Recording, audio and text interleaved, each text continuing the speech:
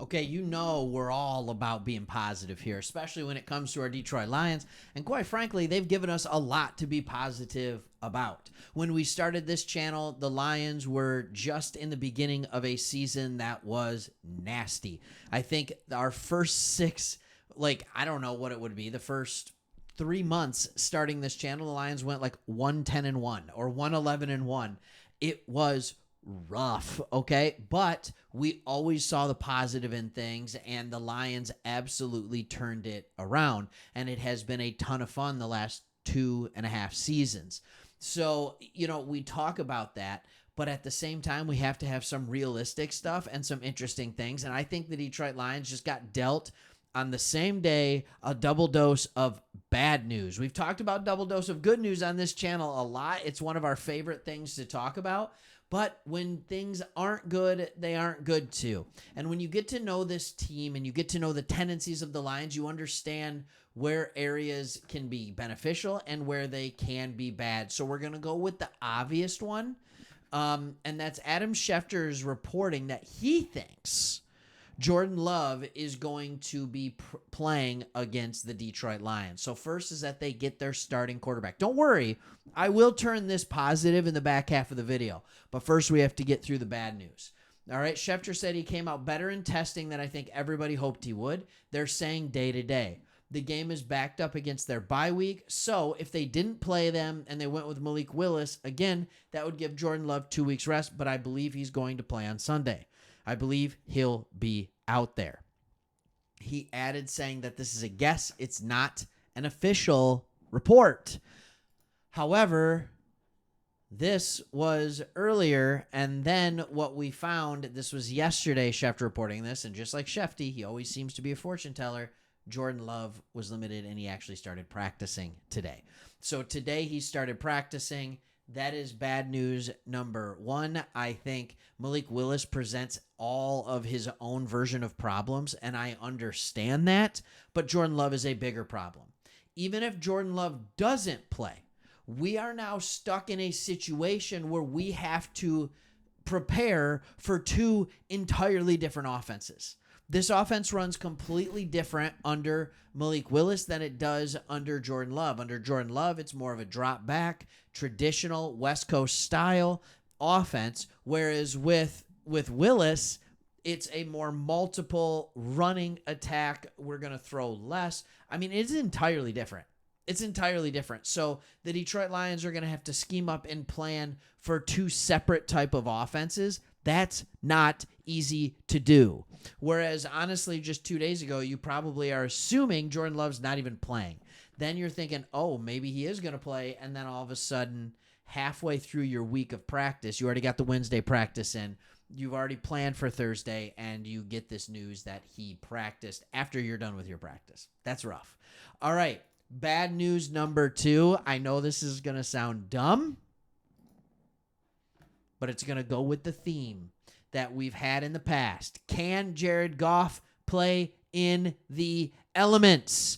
And he's had decent games. I've made the argument that the elements aren't what determines whether he's good or bad. We'll look into that, but the weather has changed for Sunday.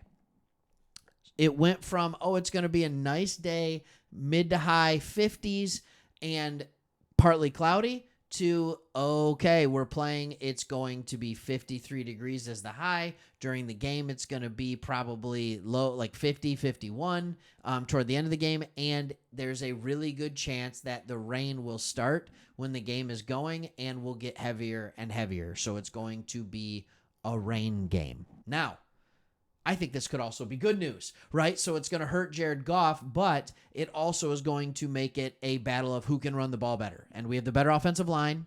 We have the better defensive line, even for run stopping, just to be clear. Okay? And we have the better running backs. Josh Jacobs is good. Don't get me wrong. He is good. But we have the best stable of backs along with the best offensive line in the NFL. So I do think the rain is is a little bit of a struggle, though, because I think Love is better in the rain probably than what we look at with Goff. So let's go ahead and let's take a look at something, because I want to go into, does Jared Goff actually struggle in the elements? In 2023, there weren't a ton of road games. He started at Kansas City, threw for 253. Went to Green Bay September 28th, threw for 210. That's not a lot of yards. All right. He went off against Tampa, played really, really well down in Florida. Baltimore, that 284, that's a false number. It was an awful first half. It was cold. It was not wonderful weather in Baltimore. He did not play great. He went to LA, threw for 333. All right. New Orleans, at New Orleans, only 213. Outside in Chicago, 161. All right. 257 at Minnesota, 271 at Dallas. What I have found more than anything with Jared Goff is that he actually more or less struggles outdoors on the road. Okay? That is what I have found with Jared Goff. When you look to the year before, at Chicago in November, at New York in November, not good games. All right? But in December against the Jets, he played really well. I don't know if you guys remember that game. That was that was a victory. All right. He played really well down the stretch here. And at Green Bay, he played well, at least for the second half in that game, back when we kept the Packers out of the playoffs. Don't know if anybody remembers that. So here's kind of what my thought process is here.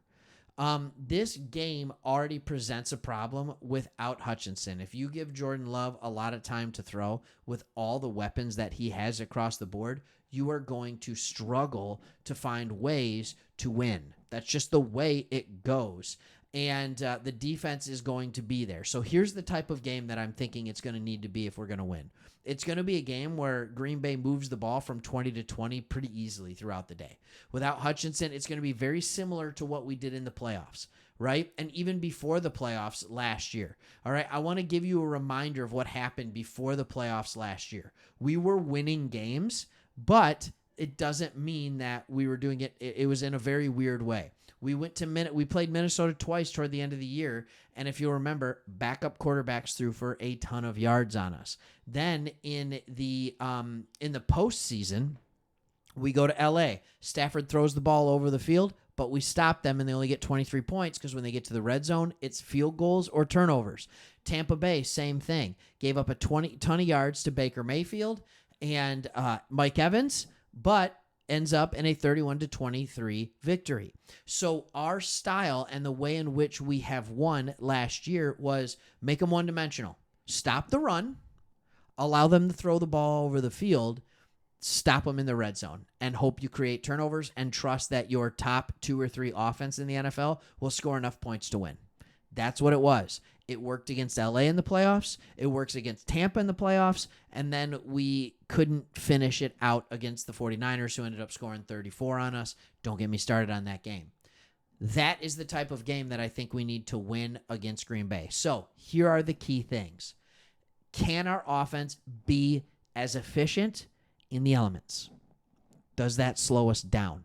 I know we were all excited when we got an early November Green Bay game rather than a late December Green Bay game. So or early January. Can our offense be successful in the elements? Will it be raining? Number 2, can our defense create 2 or more turnovers? Okay. Jordan Love likes to throw interceptions.